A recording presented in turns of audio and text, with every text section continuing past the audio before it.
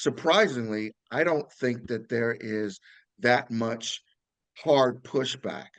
I think the biggest concern that the people of Guam have is we want to make sure that the people outside the gate is being taken care of as well as the people inside the gate.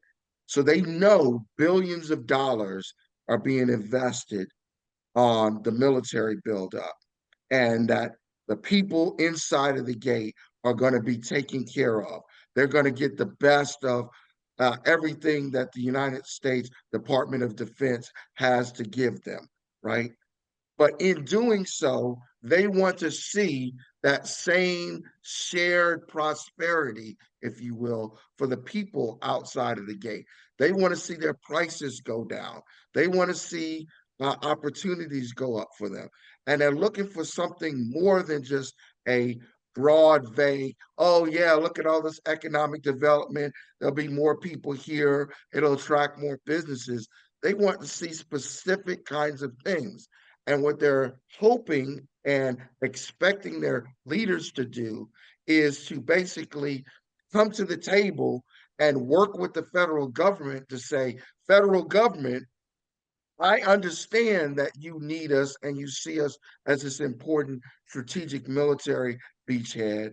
But in order to give you what you need for the best interest of the federal government, this is what we need in order to build up the community and make sure that they're taken care of and having the right people able to carry the water and articulate that message to the right people in the federal government so that they actually deliver on it. Because that's what I think people are afraid of, that at the end of the day, the military will get everything that they want. There'll be a huge buildup and stuff, but there'll be only incremental, if that, kind of development and improvement for the people outside of the gate. That's what I think is the major sticking point.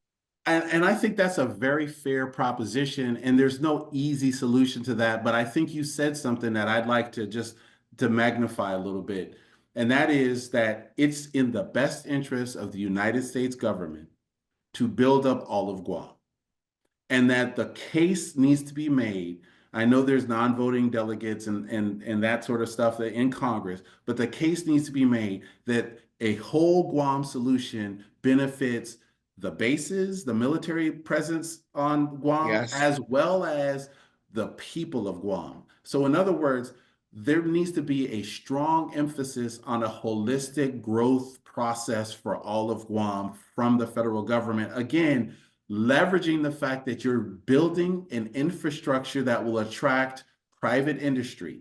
Specifically, like I said, if I were aiming, I would aim not at Fortune 500s, but at Fortune 500 suppliers, people who want to feed into some stuff because they're looking for made in USA. The Fortune 500 companies are looking for made in USA components. So why not feed them made in USA components from Guam? Why not feed them the ability to reach Asia in a shorter plane ride from Guam? By building up that infrastructure, by saying we're welcoming business, the United States government now has a 1-2 punch. It has its military presence robusted, and it has a stronger Guam that can feed not only the military presence, but draw commercial activity. And we all know that commercial activity in any location stabilizes and helps maintain the military presence.